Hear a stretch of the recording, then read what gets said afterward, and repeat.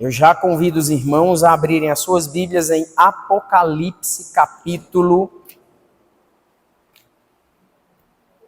3. Apocalipse, capítulo 3.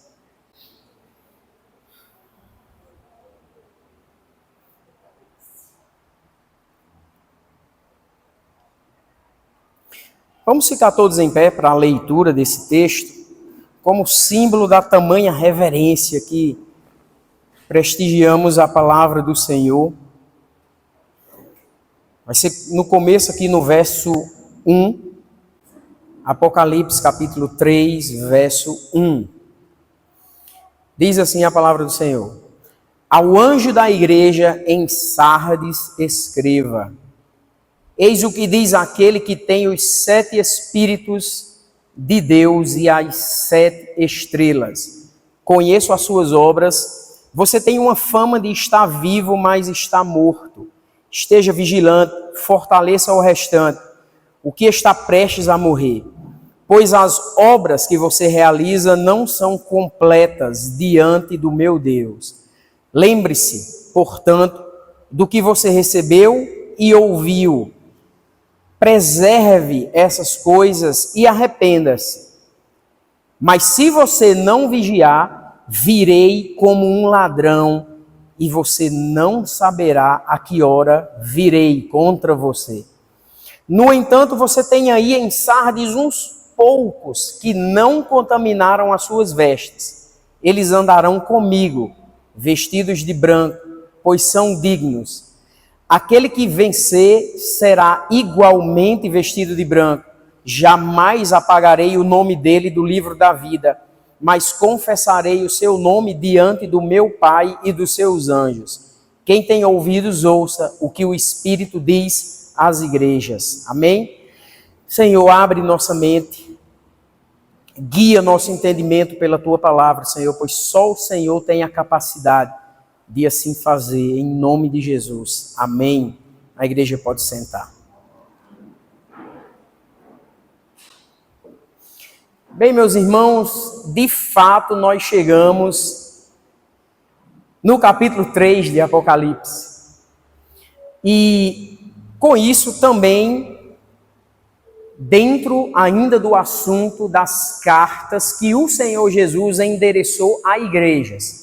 Apenas relembrando, eram igrejas locais, reais, fazem parte da Igreja de Cristo. Quando nós usamos o termo a Igreja de Cristo, nós estamos referindo a todo o povo de Deus em unidade e em toda a terra. Mas esta Igreja de Cristo é formada por igrejas locais, que funcionam assim como nós em comunidades vivas, reais, palpáveis, conhecendo uns aos outros, vivendo em comunhão uns com os outros. Aqui nós temos 7 cartas, mas nessa época não existiam apenas essas 7 igrejas. Embora os problemas que aqui nós podemos ver e a forma que Jesus se relaciona com essas igrejas as tornam representativas de não só todo o povo de Deus naquela época, como também todas as igrejas em todos os períodos da história. E para nossa tristeza, aqui nós estamos diante da famosa igreja que tinha fama de estar viva, mas estava morta. Que expressão forte, não é?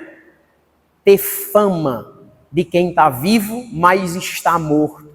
Nós vamos seguir, e aqui é o mesmo roteiro de todas as cartas que Jesus escreve a estas 7 igrejas. Ele diz quem ele é, ele traz uma recomendação, um elogio, quando tem, essa no caso não teve. Apenas alguns poucos nessa igreja eram crentes verdadeiros, nesse caso aqui onde estamos vendo. Então o Senhor Jesus vai logo para a repreensão, depois ele vai para as promessas. Vamos ver se a gente consegue, com o tempo que temos hoje, de caminhar por esse texto inteiro, mas a primeira coisa logo que nos chama a atenção é a forma pela qual Jesus se apresenta a essa igreja. Releia comigo, verso 1. Ao anjo da igreja em Sardes escreva. Essa palavra anjo aqui, inclusive, muitos interpretam como o pastor que é responsável por dar a mensagem à igreja. A palavra grega anjo não significa nem sempre um ser celestial não caído. É literalmente a palavra mensageiro, certo? E aqui ele diz assim: eis o que diz aquele que tem os 7 Espíritos de Deus e as 7 estrelas. A primeira coisa que você deve notar é relembrar o que ele quis dizer com aquele que tem as 7 estrelas. Volta comigo para o capítulo 1, é a visão que João teve lá no capítulo 1. Olha o que temos lá no capítulo 1. A descrição gloriosa de Cristo, ressurreto, na glória eterna, como Rei dos Reis, Senhor dos Senhores. Lá no verso 16... Não, no verso 12, logo, para a gente relembrar esse trecho que é tão fundamental. João está diante de quem? Voltei-me para ver quem era a voz que falava comigo, voltando-me vi 7 candelabros de ouro, e entre os candelabros alguém semelhante a um filho de homem, vestido com uma túnica que chegava aos seus pés e um cinto de ouro ao redor do peito, a cabeça e os cabelos eram brancos como a lã, tão brancos como a neve. Seus olhos como chama de fogo. Pés reluzentes como bronze em uma fornalha ardente. A voz como o som de muitas águas. Na mão direita ele tinha 7 estrelas. Da sua boca saía uma espada afiada de 2 gumes. O seu semblante era como o sol quando brilha em todo o seu esplendor. Quando o vi, caí aos seus pés como morto. Então ele colocou a mão direita sobre mim e disse: não tenha medo. Eu sou o primeiro e o último. Sou aquele que vive. Estive morto, mas agora estou vivo pelos séculos dos séculos e tenho as chaves da morte e do Hades. Escreva, pois, as coisas que você viu, as coisas que são e as que hão de vir depois destas. O mistério das 7 estrelas que você viu na minha mão direita e dos 7 candelabros de ouro é este. As 7 estrelas são os anjos das 7 igrejas. E os 7 candelabros são as 7 igrejas. Amém? Senhor Jesus, a descrição do capítulo 1. Aí você vai para o capítulo 3 e vê Jesus dizendo: eis o que diz aquele que tem os 7 Espíritos de Deus, que também foi mencionado anteriormente, e as 7 estrelas. Esses 7 Espíritos de Deus, o que significa isso? Se nós sabemos que só tem um único Espírito Santo. Aí eu relembro aos irmãos o que já mencionamos sobre a literatura apocalíptica. Números simbólicos. O número 7 em Apocalipse, ele significa perfeição de Deus e uma completude, o ápice. O atingir de um ápice que só Deus consegue. E tem uma coisa interessante. Tem uma grande profecia em Isaías, lá no capítulo 11 de Isaías. Era a descrição do Espírito que estaria sobre o Messias, o Espírito Santo. Isaías descreve esse momento assim. Olha só Isaías capítulo 11, verso 1. Um ramo surgirá do tronco de Jessé. Jessé era o pai de Davi. Um renovo brotará das suas raízes. O Espírito do Senhor repousará sobre ele. Espírito de sabedoria, entendimento, conselho, poder, espírito de conhecimento e temor do Senhor. Ele se deleitará no temor do Senhor. Então, o Espírito é do Senhor, e ainda tem mais 6 características do Espírito Santo aqui descritas, completando 7 grandes ministérios do Espírito Santo.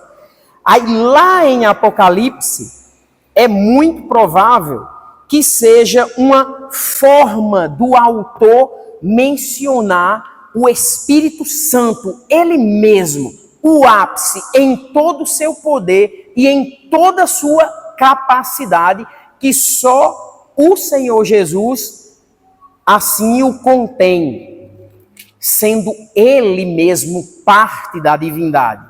Então Jesus está literalmente aqui dizendo assim: segura aí, que eu vou escrever para vocês, igreja, e quem está escrevendo é quem tem o ápice, o máximo do Espírito Santo, bem como aquele que segura na mão a chave para transformar a sua igreja.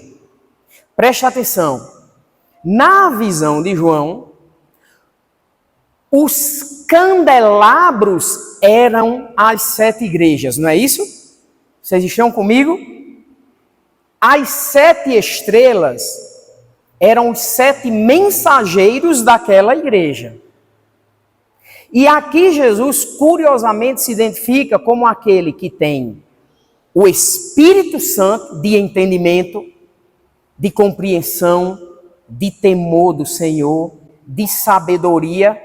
E ele tem o Espírito Santo e tem o meio pelo qual ele fala, que é pela palavra, à disposição, diante do povo de Deus, da palavra clara do Senhor. Eu acredito, meus irmãos, plenamente, que existe uma única coisa que pode reavivar uma igreja, torná-la saudável. Não é apenas a pregação da palavra do Senhor que é a única marca de uma igreja saudável. Todas as outras marcas devem haver no nosso meio. Mas a palavra de Deus e a ministração da palavra de Deus é o principal dos meios pelo qual alguém vive. E aqui nós já temos um ponto de aplicação muito importante. Eu não estou querendo dizer que um cristão saudável é aquele que tem um pastor fiel na pregação. Você é um cristão, você é um sacerdote de Cristo e você tem um relacionamento pessoal com Deus.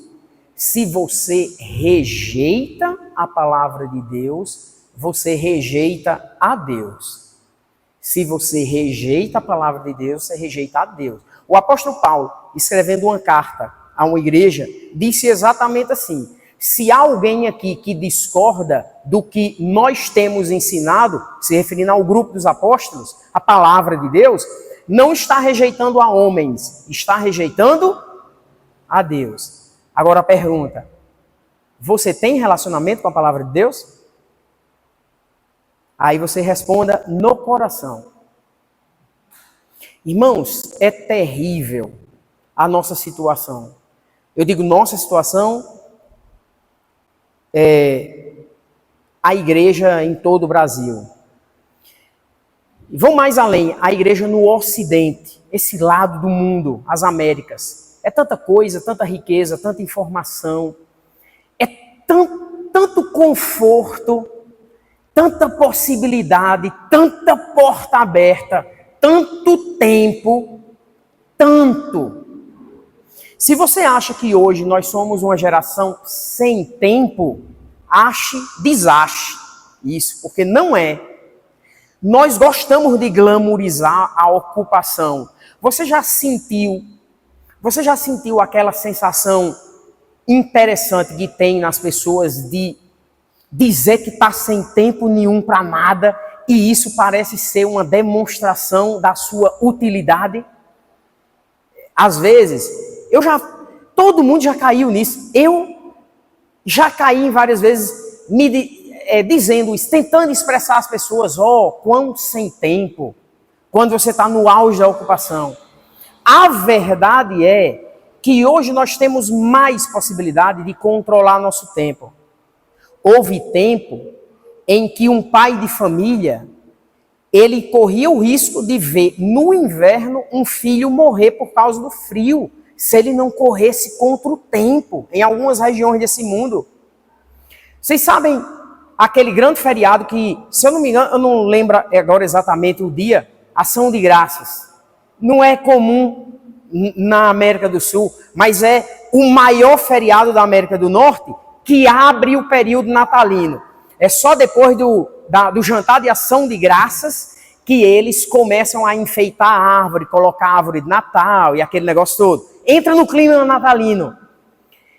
É agora, em novembro. Mas a verdade é que assim, esse feriado surgiu como um costume dos primeiros peregrinos americanos que vinham fugidos, muitas vezes de perseguição, na Europa, e encontraram nos Estados Unidos uma terra possível de se reerguer, de se reviver, porém muito dura, com um frio muito severo, com um inverno muito terrível. E como era bom, quando ia se aproximando do inverno, a casa está com um celeiro farto de trigo,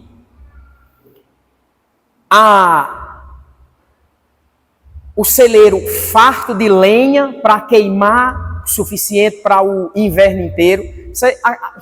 Quem mora no tropical não sabe o que é isso, mas vocês já devem ter visto muito em cena de filme, os caras cortando lenha com aquele machado e empilhando, se preparando para o inverno.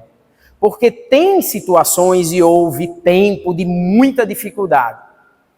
Hoje tem pessoas desesperadas e sem tempo, ao ponto que não tem tempo para estudar nem ler a palavra de Deus. Tem, mas por opção.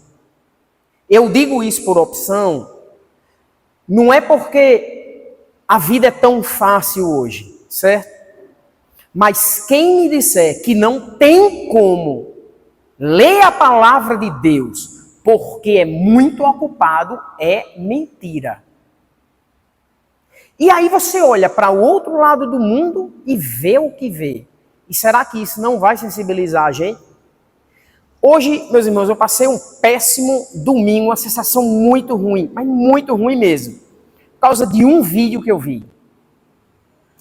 Eu não digo que foi não saudável, porque esse tipo de impacto é bom para os cristãos do nosso tempo. Lá aconteceu, no Sudão. Vocês devem estar sabendo o que está acontecendo na Nigéria e no Sudão, né? E não foi um vídeo muito cheio daquela sensação de glamour, da vitória de um perseguido que não tem medo da morte. Foi uma criança de 13 anos, desesperada, se ajoelhando diante de um jihadista com um fuzil na cara dele. E ele dizendo, não, eu digo, Alá é grande, eu considero, e ciscando. E resultado? Morte. Morte por quê? Se esse pequeno jovem estava disposto a dizer o que o opressor mandasse dizer. Porque os pais dele se recusaram a negar a fé. Somente. A vida, meus irmãos, aqui desse lado do mundo é muito fácil. Mas muito fácil mesmo. A gente tem tempo para tudo. Mas tem gente nesse momento que não tem como ter. E é interessante como Jesus está a todo tempo vendo todas as igrejas. Toda a realidade. Nessa realidade a gente vê aqui. Teve igreja aqui que Jesus disse, vocês estão trabalhando, mas vocês perderam o primeiro amor. Teve igreja aqui que Jesus disse, vocês têm trabalhado mais do que no passado, porém vocês estão tolerando a imoralidade. Teve outras igrejas, essa aqui, qual é a repreensão dele? Fama de quem está vivo, mas na verdade está morto. Depois de Jesus se apresentar assim, eu tenho a palavra que vocês precisam escutar.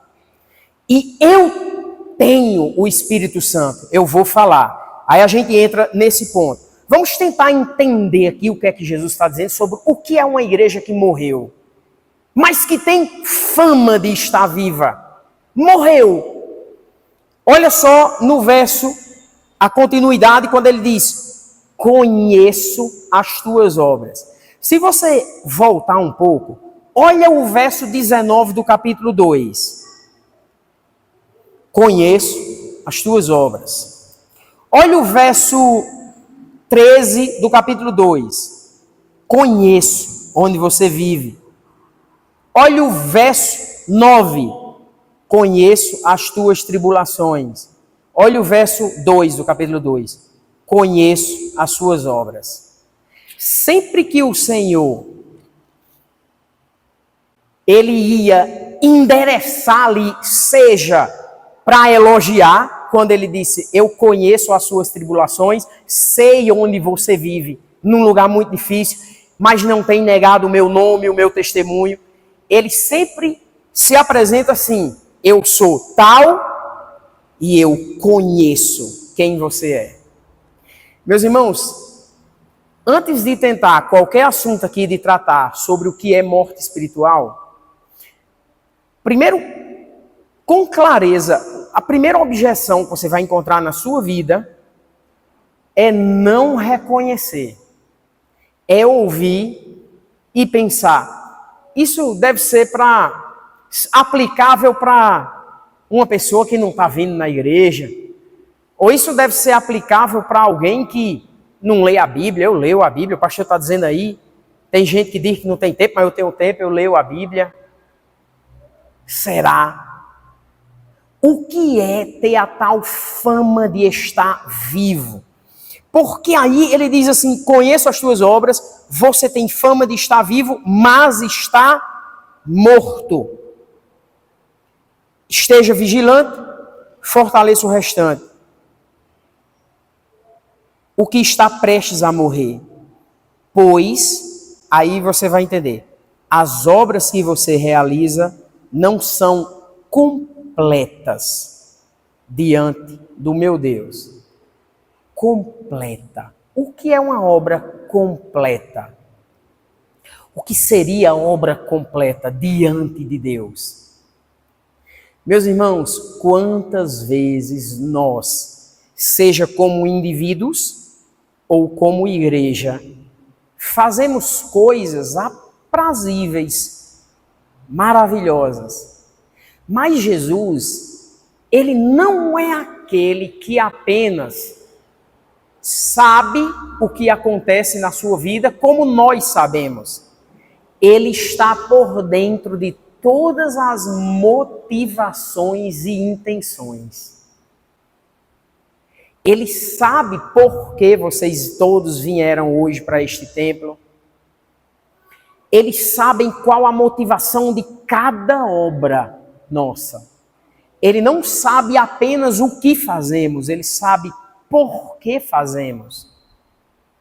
Ele não está preocupado apenas com o exterior, com o resultado. O resultado é o que importa. Nada. Para Deus, ou é completo, ou é morte. É obra morta. É obra sem razão. Olha que severa essa palavra que o Senhor dirigiu pelo profeta Isaías à nação de Israel, antes da grande calamidade que pegou eles. A calamidade do exílio. Abram comigo em Isaías 29.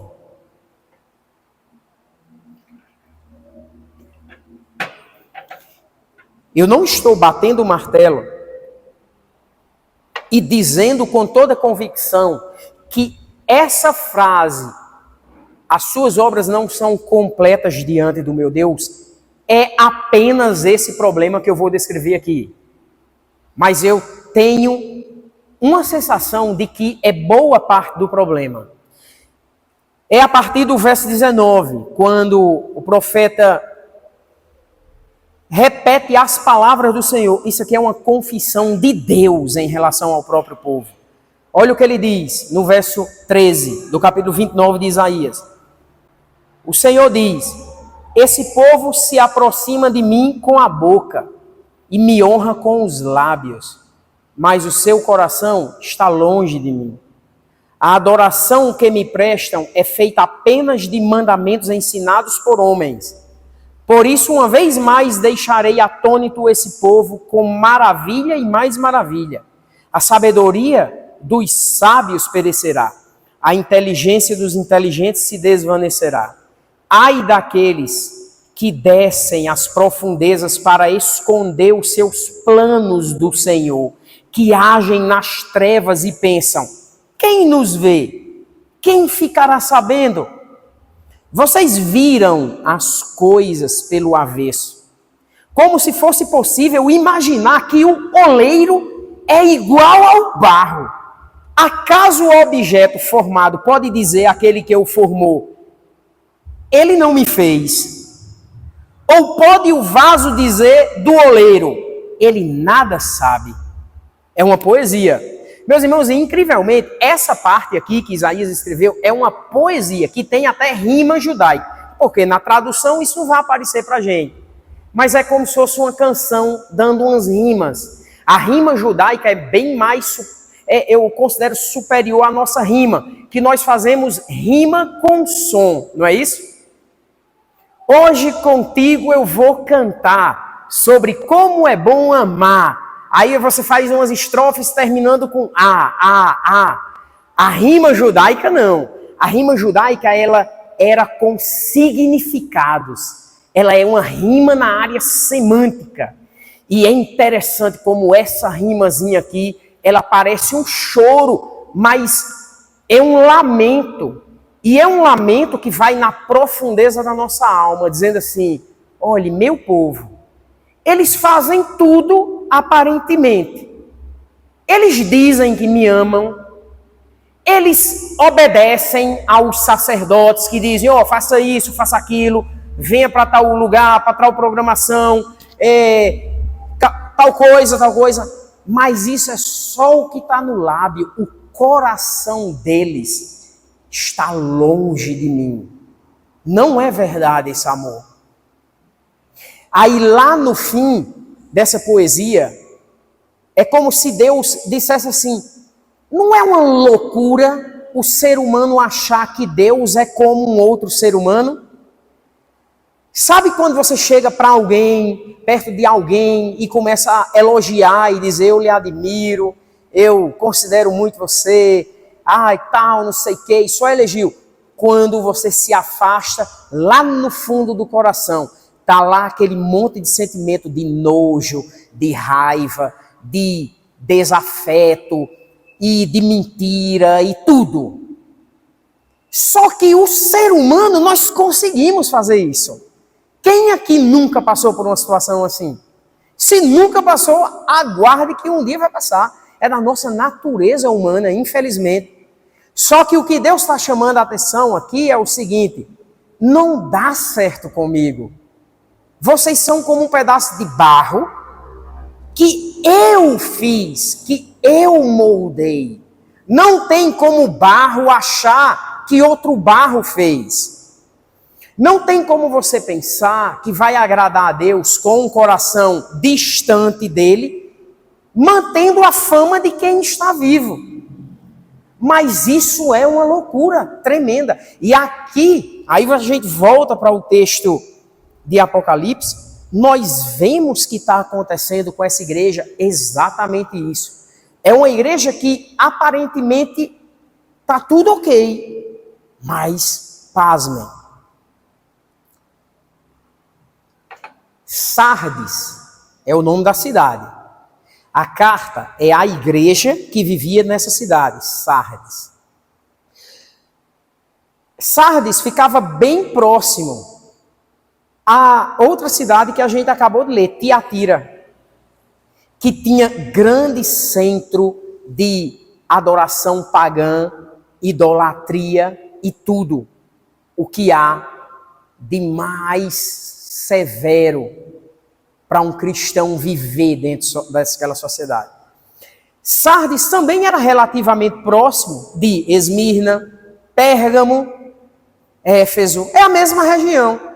Tinha a mesma adoração satânica que em Tiatira tinha. Lembra que a gente discutiu nos domingos passados sobre a imoralidade que tinha adentrado a igreja de Tiatira, muito provavelmente porque eles cediam à tentação da cultura. Agora, uma igreja que também era da mesma região, todas elas fazem parte de uma mesma região, a Ásia Menor, era uma igreja que é muito perseguida, a igreja de Esmirna. Olha só no verso 9 do capítulo 2. Conheço as suas tribulações, a sua pobreza, mas você é rico. Conheço a blasfêmia dos que dizem ser judeus, mas não são. No entanto, são sinagoga de Satanás. Não tenham medo do que você está prestes a sofrer. Eis que o diabo está prestes a lançar alguns de vocês na prisão para que sejam provados. E vocês passarão por perseguição durante 10 dias. Seja fiel até a morte e eu darei a você a coroa da vida. E foi só elogio. Bem pertinho lá de Sardes. E vocês lembram quando a gente estava expondo essa carta? Que eu disse que a adoração pagã era uma adoração oficial. E que o Estado romano requeria, para que você tivesse todos os direitos civis, uma certidão que você tinha dito uma frase. E a frase era: César é o Senhor. Agora, Roma, o império, não estava interessada se você também dizia Jesus é o Senhor. Porque a adoração pagã, ela não tem o requisito de exclusividade. Já viram um pagão dizer que só a religião dele está certa? Já viram? Isso é coisa de cristão, que é intolerante. Não é? Já viram aqueles teólogos da Globo? Aquele ecumenismo lindo, maravilhoso. Aí tem um representante das religiões africanas, aí tem um espírita, aí tem um não sei o quê. Aí eles arrumam um pastor falso, que seja bem blasfemo, que esteja preocupado só com questões sociais, que não tenha coragem, cacife de chegar lá e dizer: tá todo mundo aqui condenado ao inferno se não se arrepender, e só existe um único caminho, Jesus, porque ele disse: eu sou o caminho, a verdade, a vida. Ninguém vai ao Pai se não for por mim. É simples assim o Evangelho. Nós, meus irmãos, temos na mão uma mensagem que é uma bomba para esse mundo e eles não vão querer, eles não vão aceitar. Embora você deva fazer com todo respeito, com a intenção de converter realmente, não ser violento, mas você vai ter que pregar um Evangelho que é exclusivista. Para uma sociedade que tem essa posição, não importa o que você crê, o importante é você crer em alguma coisa e amar ao próximo. Eles até aceitam o mandamento de Jesus de amar o próximo como a si mesmo. Contanto que você fique por aí. Ame, mas ausente da verdade. O que eu estou querendo dizer com tudo isso? Por que Sardes não sofre perseguição? Se está na mesma região, se está no mesmo contexto histórico, se em Sardes tinha um grande centro de adoração pagã. Sabe por quê? Porque eles tinham fama de estar vivo.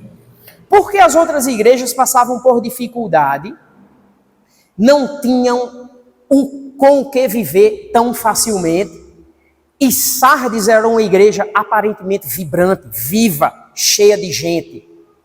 Só por isso, porque a posição, muito provavelmente, deles era de abandono do evangelho real, por medo da consequência social. Meus irmãos, quando mexe aqui, nessa região, o bolso, quando mexe aqui,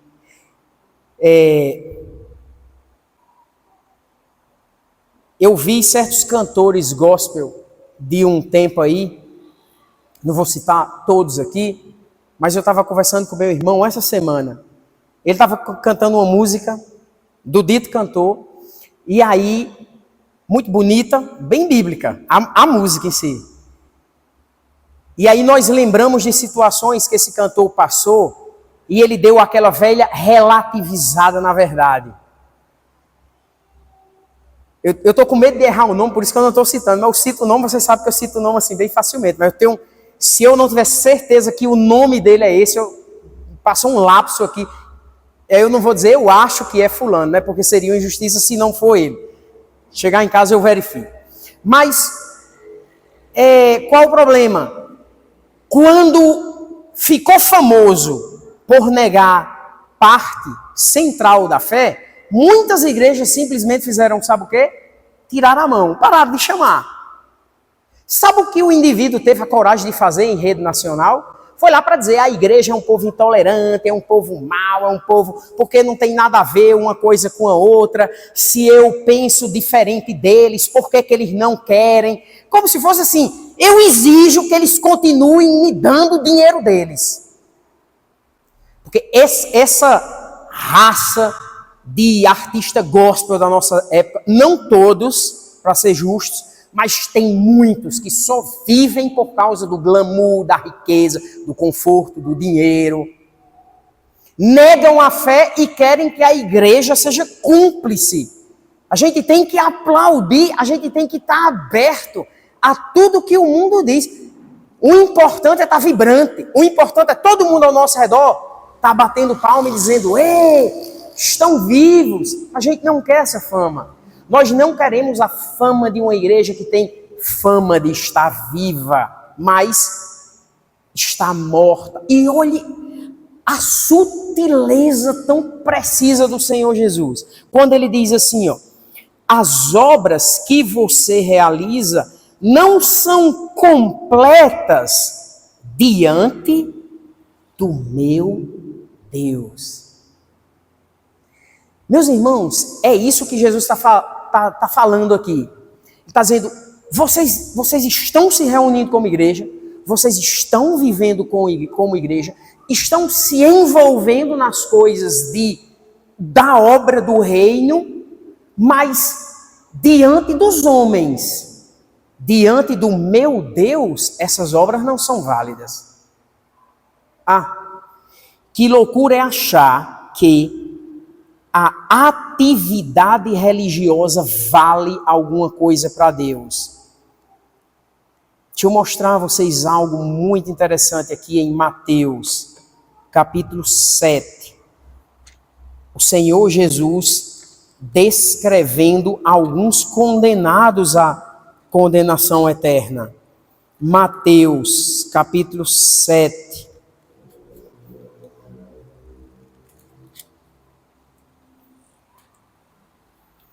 Verso 15, Mateus 7, 15.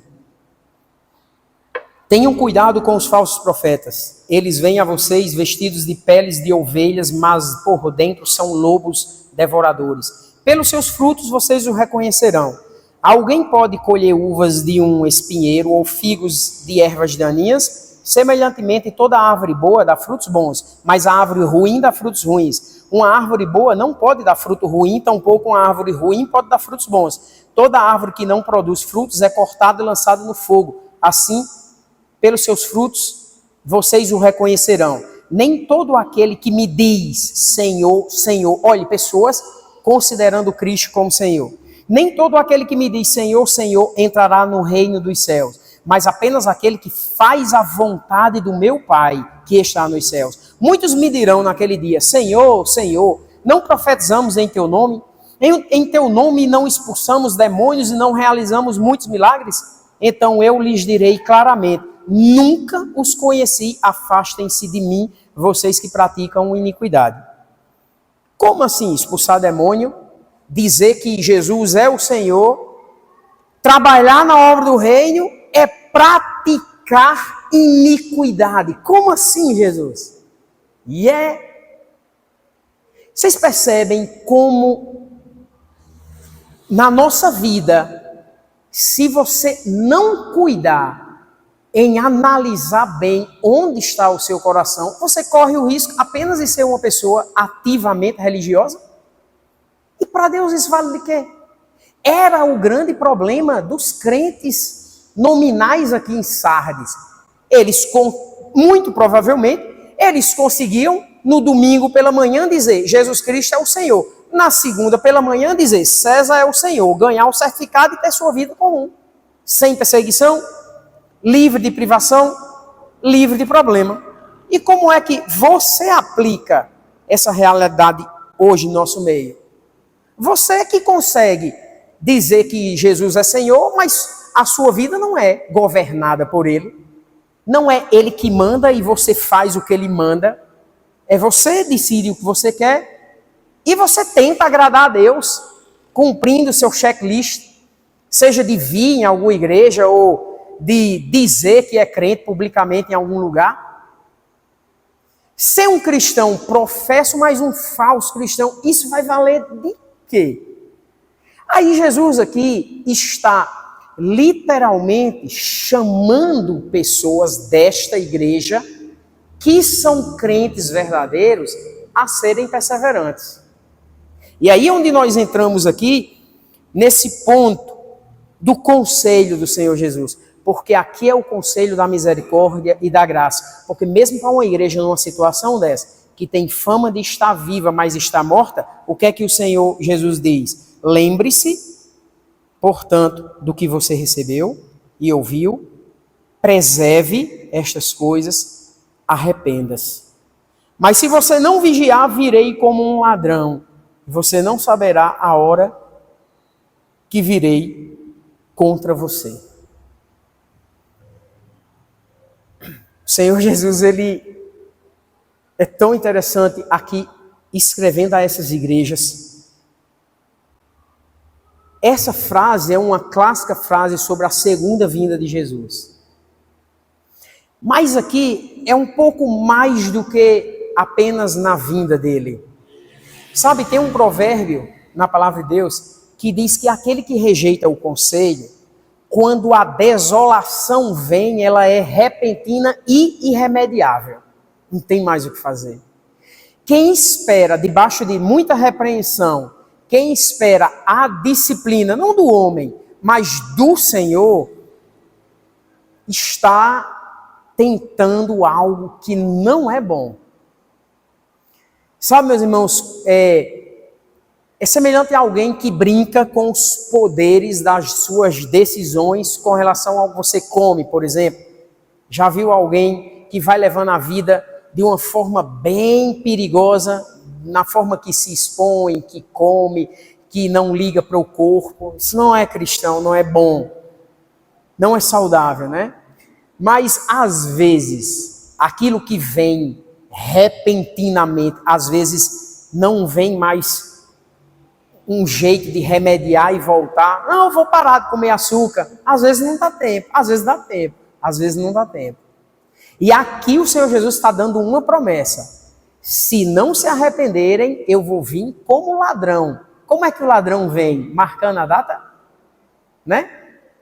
Só nas megas operações no Brasil que o poder oficial da República tem que marcar a data e ficar todo mundo sabendo, né? Mas o ladrão que chega na sua casa, não. Ele não vai marcar a data, não. Ele vai tentar chegar na hora que você menos esperar. E eu vejo nessa forma do Senhor Jesus se expressar como um uso de palavras extremas para causar um impacto. Porque o Senhor Jesus não é ladrão, ele é? Existe como conciliar esse adjetivo aqui que ele colocou para ele simbolicamente, mas não, ele não vai vir sendo um ladrão, ele vai vir como um ladrão vem, de surpresa, só isso. Mas mesmo assim, depois dele ter usado, aqui quem fala é o que tem o Espírito Santo do Senhor e tem a palavra de Deus na sua mão. E aí dizendo a uma igreja, eu vou vir para vocês como um ladrão, sem avisar, de repente e sem como remediar. Portanto, lembre-se, tem 3 verbos aqui que ele manda a gente executar. Lembrar-se, preservar e arrepender-se. Se lembrar do que foi pregado, preservar aquilo que você sabe que é a verdade, preservar no seu coração, e se a verdade demonstrar no seu coração que você está errado em algum ponto da sua vida, se arrepender. Não tem outras opções de meio termo. Não tem como ignorar um aviso desse. Aí ele aqui traz, se assim queremos considerar, um reconhecimento de alguns que tinham nessa igreja. Ele diz assim no verso 4: no entanto, você tem aí em Sardes uns poucos que não contaminaram as suas vestes. Obviamente, são simbolismos, né? Veste, pureza, não se contaminar ou não sujar. Por incrível que pareça, essa é uma das únicas das 7 cartas aqui que Jesus não é tão claro como a gente queria que fosse, não é? Ele chega lá em Tiatira e diz: vocês têm um pecado grave que eu tenho contra vocês. Aí ele diz assim claramente: vocês estão tolerando aí uma falsa profetisa, o nome dela é Jezabel. Aí ele vai mais adiante, né? Ele diz assim: ela tem induzido servos a cometerem imoralidade sexual. Então a gente sabe o teor, a problemática, qual é o nome dos pecados todos. Em Sardes, ele só diz assim: ou é completo ou é morte. E aí, de alguma forma, tem um ponto positivo de você nomear o seu pecado e colocar aqui dentro. Você deve saber. Se você tem o Espírito Santo, você sabe o que precisa ser reformulado na sua vida para você ser considerado vivo. Aí ele diz: tem uns poucos que não contaminaram suas vestes.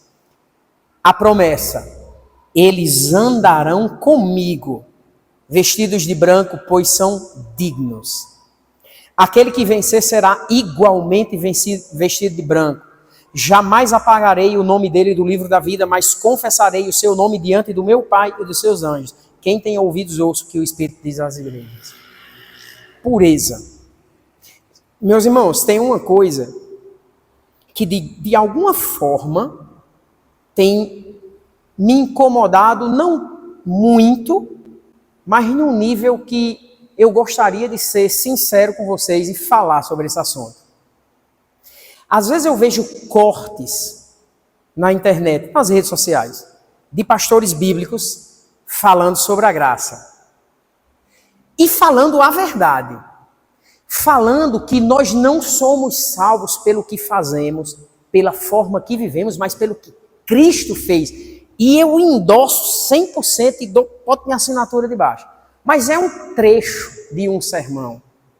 Mas para minha tristeza, às vezes, a própria pessoa que está ali postando, são pessoas que estão, às vezes, numa situação de vida pública, de abandono da fé real, mas confiando numa graça sem fruto, confiando numa graça barata que não muda a vida.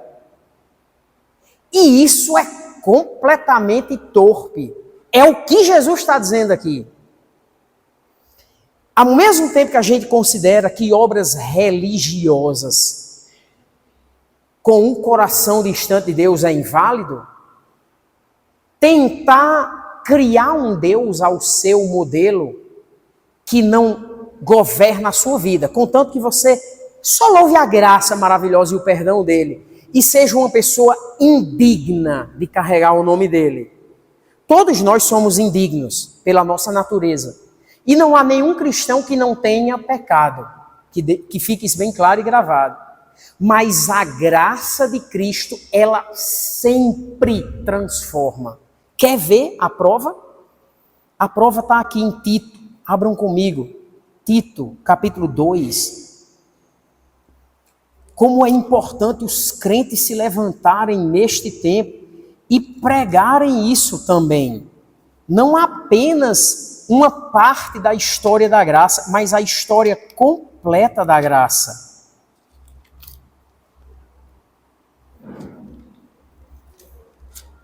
Tito, no capítulo 2, é uma carta do apóstolo Paulo ensinando a um pastor o que ele deveria ensinar à igreja. Eu vou para o verso 11 direto, mas a gente vai ter que voltar para explicar aos irmãos. Olha o que ele diz no verso 11. A graça de Deus se manifestou salvadora a todos os homens. Aqui está falando todo tipo de ser humano. Independente se seja homem, mulher, escravo, senhor, tudo, certo? Aí ele diz assim, ó, pois a graça de Deus se manifestou salvadora a todos os homens. Ela quem? A graça de Deus, né? Ela nos instrui a renunciar à impiedade, aos desejos mundanos e a viver de maneira sensata, justa e piedosa nesta era presente, enquanto aguardamos a bendita esperança, a gloriosa manifestação do nosso grande Deus e Salvador Jesus Cristo. Tem coisa mais clara do que isso? Paulo não está falando só da pureza futura. Um crente tocado pela graça, ele muda a vida dele aqui, nesta era presente. E em que termos nós devemos mudar a nossa vivência? É aqui na igreja, é sermos bons exemplos públicos de Cristo, é em todas as áreas da vida. Observe o que o apóstolo Paulo está dizendo agora no começo do capítulo 2 de Tito. Tito 2, verso 1. Você, porém, fale o que está de acordo com a sã doutrina. Acordo com a sã doutrina. O que é a sã doutrina? A sã doutrina cristã fala de quê na vida? Do que você deve crer sobre o Senhor Jesus, não é? Também. Mas não é só isso. Da sua vida em cada esfera da sua vida. Exemplo, ensine os homens idosos a serem moderados, dignos de respeito, sensatos, sadios na fé, no amor, na perseverança. Semelhantemente, ensine as mulheres idosas a serem reverentes na sua maneira de viver, não serem caluniadoras, que é fofoqueira, né? Nem escravizadas a muito vinho, mas que ensinem o que é bom. Ensinar o quê? Assim poderão orientar as mulheres mais jovens a amar o marido, os filhos, a serem sensatas, puras, a estarem ocupadas em sua casa. Aí, verso 6, da mesma maneira, encoraje os jovens a serem prudentes, em tudo seja você mesmo um exemplo. Aí, verso 9, ensine os escravos a se submeterem aos seus senhores, em tudo, a serem agradáveis e a não se oporem a eles. Ensine-os a não roubá-los, mas a demonstrar que são inteiramente dignos de confiança. Aí Paulo vai e chega. Por quê? Por quê? Pois a graça de Deus se manifestou salvadora a todos os homens, ou seja, todo tipo de pessoa, em toda esfera social, seja mulher, seja homem idoso, seja jovem, seja uma mulher idosa, seja uma mulher jovem, tudo na sua vida vai existir um ponto da sã doutrina cristã que vem de Cristo para governar a sua vida. É isso a transformação cristã, é em tudo. Não tem como ser como o pessoal de Sardes. Não, contanto que em algum momento da minha vida eu diga que Jesus é Senhor, eu posso continuar dizendo que César é Senhor, continuar vivendo do jeito que eu vivo. Nada disso. Aí Jesus está ensinando literalmente isso. Quem tem ouvidos, ouça, que o Espírito diz às igrejas. Quem tem coragem de esperar aquele grande dia para você ser motivo de vergonha? Daniel capítulo 12 tem dizendo que na ressurreição final todos vão ser ressuscitados, justos e injustos, uns para a vida, outros para a vergonha e desprezo eterno. Meus irmãos, essa frase aqui do Senhor Jesus, quando diz assim, jamais apagarei o nome deles do livro da vida, os perseverantes. Não está dizendo que alguém perde a salvação, é o contrário disso. Está dizendo que aquele que é salvo, verdadeiramente salvo, ele não perde a salvação. Aí ele diz assim, confessarei seu nome diante do meu Pai e dos seus anjos. Sabe o que é essa menção aqui? O que está escrito lá em Mateus capítulo 10. Se você for para Mateus no capítulo 10, você vai ver uma promessa do Senhor Jesus. Eu já chamo o Ministério Louvor aqui à frente, para prepararmos para concluir louvando ao Senhor. Mas eu gostaria de concluir com isso aqui. Mateus capítulo 10. Verso 32. A fé, ela exige posicionamento. É uma obra completa. É independente. E cada um aqui vai prestar conta em quem realmente crê. Olha o que o Senhor Jesus diz a partir do verso 32. Todo aquele que me confessar diante dos homens, também eu o confessarei diante do meu Pai, que está nos céus. Mas aquele que me negar diante dos homens, também eu o negarei diante do meu Pai, que está nos céus. Não pensem que vim trazer paz à terra. Não vim trazer paz, mas espada. Pois eu vim para fazer que... Aí ele cita aqui algo que está lá em Miqueias 7:6. Era uma profecia sobre a vinda do Messias. O homem fique contra seu pai, a filha contra a mãe, a nora contra a sogra. Os inimigos do homem serão os de sua própria família. Isso é em relação à fé, né?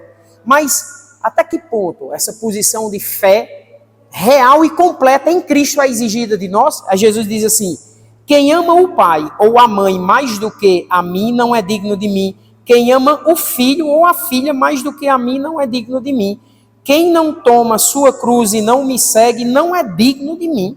Quem acha a sua vida a perderá, mas quem, por minha causa, perde a própria vida, a encontrará. O que é que você quer nesse mundo? Perder a vida aqui, as vistas e a aparência do ser humano e ter uma fé verdadeira? Ou viver uma vida dúbia, aparente, mas morta, para não ser reconhecido como um cristão no fim de tudo? Aquela carta deve ter sido um labor muito grande para esse tal anjo da igreja de Sardes chegar diante da igreja e dizer isso, não é? Chegar diante de uma igreja que tem fama de ser vibrante, viva, linda, e dizer: estão mortos. Vamos, gente. Vamos relembrar, vamos manter, vamos nos arrepender. É o chamado de Cristo. E a promessa é só para esses poucos. Veja isso. Se não se arrepender, não vai ter. Não é? É Jesus dizendo aqui literalmente: mas vocês têm uns poucos aí que têm a fé verdadeira. Aí ele diz: esses eu tenho aqui as promessas. Aí ele dá as promessas. Essa foi a carta à igreja de Sardes. Mas onde é que mora a grande graça e misericórdia de Deus? Podem todos ficar em pé. É nesse ponto onde ele chama não só os fiéis de Sardes a receberem essas promessas, mas a todos. O chamado ao arrependimento é a igreja completa. É a igreja completa. A gente não soube qual foi o resultado. Nós não sabemos dizer quanto tempo ainda depois durou aquela igreja, mas fato é, o Senhor é bom e justo para cumprir aquilo que promete. Você duvida que, olhando para um mundo difícil como ele está, você é chamado para uma fé real, inegociável, mesmo que sendo rejeitada pelo resto do mundo, está disposto a ficar em pé, mesmo que seja sozinho em pé, com todo mundo mais próximo de você em queda? Se até seus familiares decidirem as facilidades do mundo e você ter que ser um inoportuno em todo ambiente, você está disposto ainda a permanecer com Cristo?